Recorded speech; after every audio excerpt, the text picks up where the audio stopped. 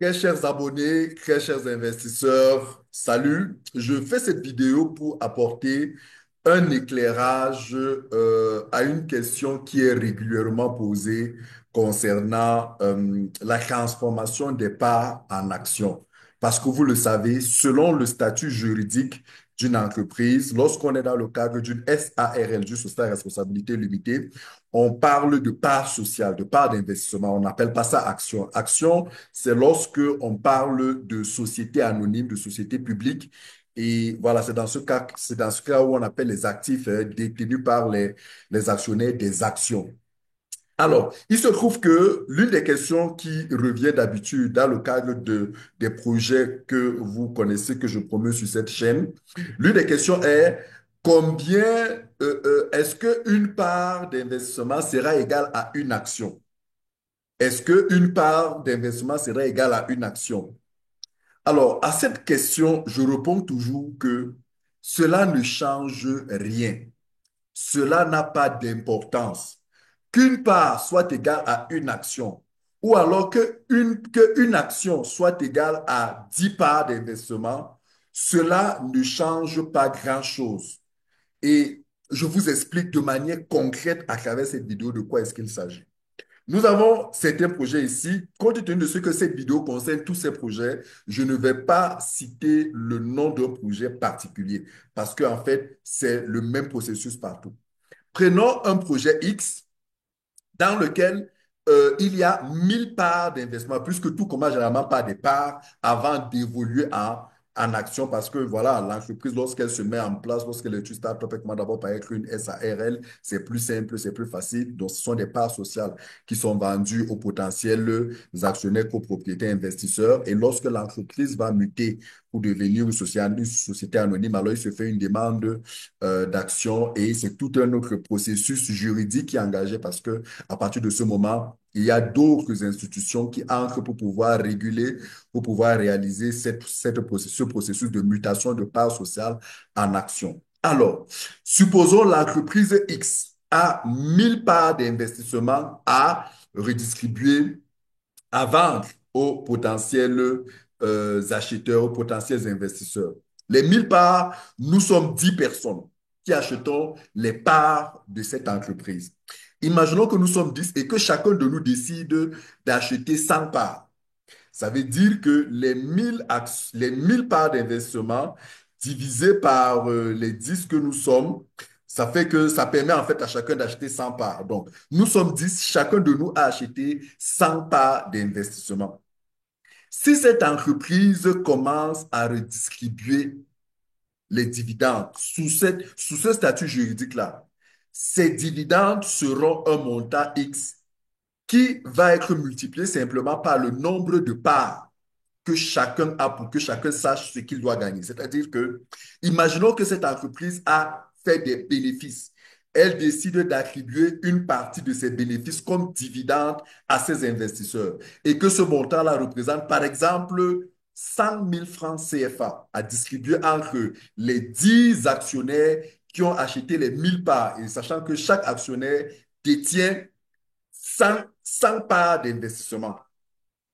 Ça veut dire que les 100 000 francs CFA de dividendes, si on veut connaître la valeur, la rémunération d'une part sociale, on prend les 100 000 francs CFA, c'est-à-dire la part du bénéfice, la quantité de dividendes qui doit être redistribuée, on divise par le nombre de parts sociales en circulation, le nombre de parts sociales détenues par les actionnaires, les copropriétaires, les investisseurs de ce projet. Dans notre cas d'espèce, c'est 1000 parts d'investissement, c'est 1000 parts sociales qui ont été vendues. C'est-à-dire qu'on va prendre les 100 000 francs, on divise par 1000 parts. La division par 1000 parts dit que une part d'investissement aura la rémunération de 100 francs CFA. Concrètement, chacun des investisseurs qui a acheté des parts dans cette entreprise va prendre son nombre de parts et multiplier par 100 francs. Puisque nous avons dit que chaque personne, chaque investisseur a acheté 100 parts. C'est-à-dire les 1000 parts ont été divisées en 10.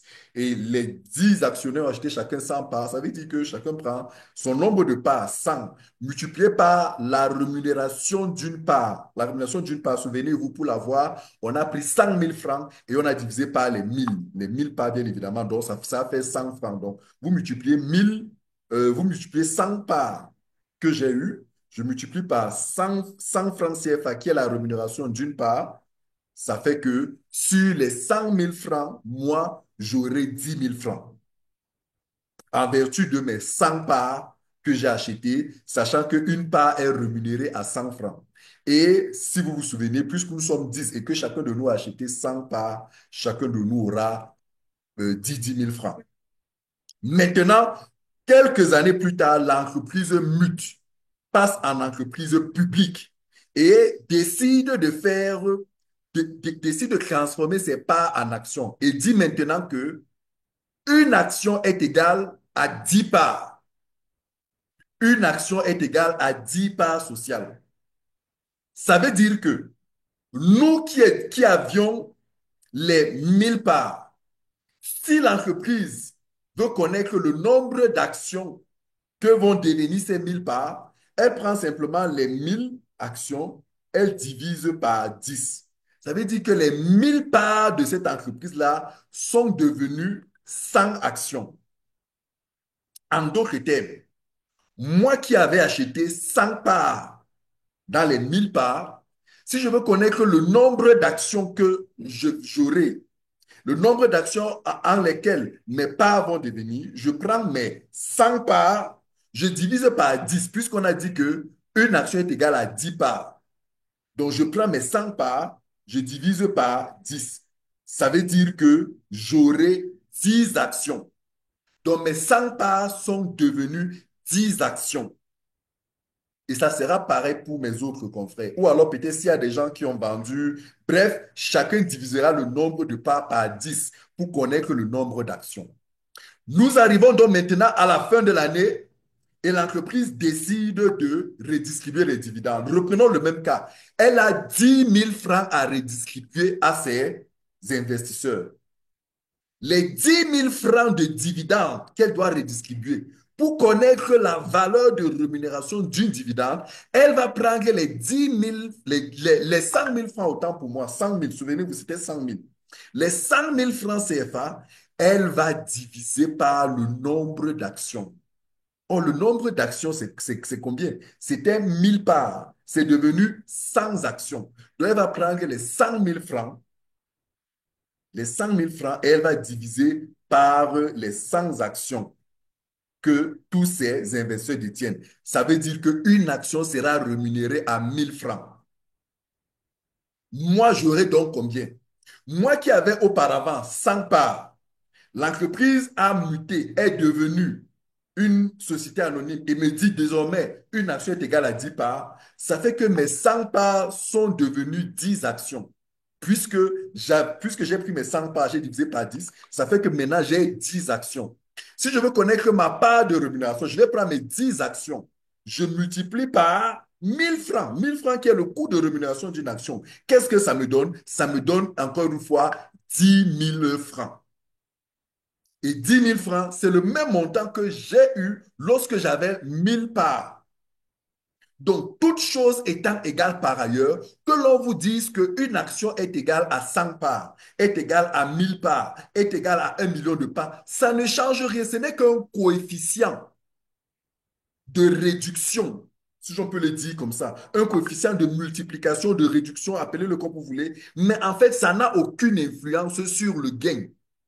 Parce que lorsque l'entreprise vous dit, maintenant on passe en action, elle ne vous dira pas, OK, maintenant que vous avez les actions, je vais vous payer en parts, mais les dividendes seront payés sur la base des parts. Non, dès qu'on parle d'action, on ne parle plus de parts. Donc ne vous dites pas que, oh, moi j'avais 1 million de parts. Maintenant l'entreprise dit que une part, une action est égale à 100 parts. Ça veut dire que mon nombre de parts va diminuer, je n'aurai plus, mes dividendes vont diminuer. Non, non et non, ce n'est pas de ça qu'il s'agit, ce n'est pas comme ça que ça se passe. Lorsque vous aviez 1000 parts, 1 million de parts, les dividendes étaient redistribués sur la base de ce nombre de parts. Donc, le même montant là était divisé par la quantité totale de parts et chacun avait proportionnellement au nombre de parts qu'il a. Maintenant qu'il y a eu transformation de parts sociales en actions, le nombre d'actions que vous avez est à une échelle donnée, représente la même chose que le nombre de parts que vous avez. C'est-à-dire que lorsque l'entreprise va, en fait, si vous regardez même en termes de pourcentage, qu'est-ce que ça fait en fait? Si vous aviez 1000 parts et que les 1000 parts représentaient 10% du capital de l'entreprise, même quand l'entreprise bascule en société anonyme et vous dit que une action est égale à 100 parts, même quand votre nombre de parts va diminuer et devenir un nombre inférieur en termes d'actions, regardez, faites le calcul, vous allez vous rendre compte que vous allez garder 10% des actions de cette entreprise. Rien ne va changer. Donc, du coup, même dans la répartition des gains, dans la répartition des dividendes, il n'y aura pas de changement. Donc, je ne sais pas si ça a été clair pour vous, très cher. C'est pour vous dire que c'est une question très chère. Ne vous inquiétez jamais. Que l'on vous dise que une action est égale à 1000 parts, est égale à 10 000 parts, ce n'est pas là le plus important. Ce n'est pas un problème. Ça n'affectera pas vos gains. Ça n'affectera pas. Ça n'aura aucune incidence. Parce que aussi longtemps que l'entreprise est une SARL et que vous avez des parts sociales, les dividendes seront redistribués en fonction de la quantité totale des parts sociales mises en vente ou alors détenues par les investisseurs. Et quand l'entreprise se transforme et devient une société anonyme, les parts qui doivent être distribuées vont être redistribuées en fonction de la quantité d'actions.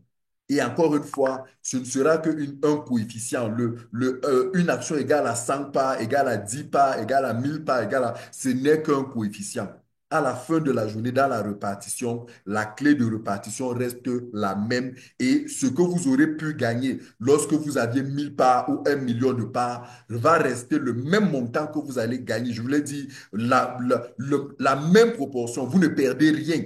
C'est la même chose que vous allez gagner si vous êtes passé à 10 actions, à 100 actions. Il y a pas une incidence négative. Il n'y a pas une incidence, il n'y a pas à s'inquiéter de ce passage de 1000 par 10 actions ou à 100. Il n'y a pas à s'inquiéter. La seule chose que vous pouvez souhaiter, c'est que l'entreprise fasse de plus en plus de chiffres d'affaires, diminue de plus en plus ses charges afin de maximiser de plus en plus ses bénéfices et d'accorder, de redistribuer, de prendre la décision de redistribuer à ses investisseurs le plus en plus de dividendes. Avec ça, que vous ayez des parts sociales ou que vous ayez des, que vous ayez des actions, vous aurez toujours votre, votre part du gâteau, votre part de bénéfices, votre part d'argent, votre part de retour sur investissement. Et je vous souhaite, avec tous les projets que nous avons, de faire de l'argent. J'aime toujours à dire par cette phrase, par ces choses, par ce topo que les gens n'aiment pas beaucoup, que investir aujourd'hui est la meilleure chose que nous puissions souhaiter à tout le monde. Sauf que investir, ce n'est pas pour tout le monde. Il y a des gens qui ne sont pas, qui n'ont pas le mindset pour investir. Ces personnes sont nées pour avoir un salaire. Il faut savoir les identifier et les encourager à aller travailler. Parce qu'à la fin de la journée, il faudra toujours qu'il y ait des gens qui travaillent pour les autres. Est-ce que vous comprenez? Il faudra toujours qu'il y ait des gens à qui on paye un salaire. Il faut qu'il y ait des gens. Et il y a des gens comme ça. C'est-à-dire que, voilà, dans leur façon de raisonner, dans leur façon de comprendre, dans leur vie, dans leur mindset, dans leur profil, c'est des gens qui doivent avoir du salaire. Ils sont à l'aise de savoir que à la fin du mois, ils ont tel montant. Ils sont à l'aise avec ça. Ne cherchez pas, faut pas les convaincre à investir parce que, voilà, vous risquez les enlever dans ce qui est fait dans leur domaine. Est-ce que je vais dire prédilection, si vous voulez, et les amener dans un domaine où ils vont vous mettre tellement mal à l'aise. Et il y a ceux qui sont faits pour investir. Et sachez que investir, on ne naît pas avec ce profil. On le développe, on le cultive. Investir, c'est tout un mindset. Il est plus risqué d'investir que de travailler, entre parenthèses. C'est ce que beaucoup pensent. Disons-le ça ainsi. Même si la vérité, c'est que il est plus risqué de travailler que d'investir. Mais disons comme tout le monde pense, il est plus risqué d'investir parce qu'en investissement, comme dans les projets que nous investissons, le risque zéro n'existe pas. le projet se développe bien, il peut mal se passer. Vous perdez complètement votre argent ou alors vous perdez une partie de votre argent. Parce que oui, sachez que toute entreprise qui se développe comme celle-ci peut faire des bénéfices. Et lorsqu'elle fait des bénéfices, elle va redistribuer des dividendes. Mais elle peut faire des pertes.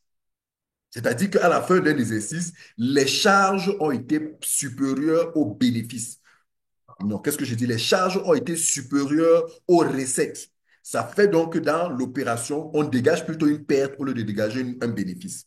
Dans ce cadre-là, les investisseurs ne recevront pas de gain, sauf si l'entreprise avait fait des provisions, une dotation de provisions pour pouvoir peut-être aller puiser dans ça. Mais là, généralement, je pense que les entreprises, il est très difficile, sauf décision particulière majeure du conseil d'administration, mais très souvent, on préfère faire contribuer tous les investisseurs à cet effort de guerre, de supporter ce moment de paix. Des fois, même s'il y a nécessité, on peut encore appeler les investisseurs à porter l'effort de guerre pour financer un certain besoin en fonds de roulement, un certain besoin en fonds pour développement de l'entreprise. Donc, du coup, un investisseur doit se dire, doit se préparer à ce que ça peut bien se passer, ça va bien se passer, de tout du moins, je crois, pour les projets que je promeux sur cette chaîne.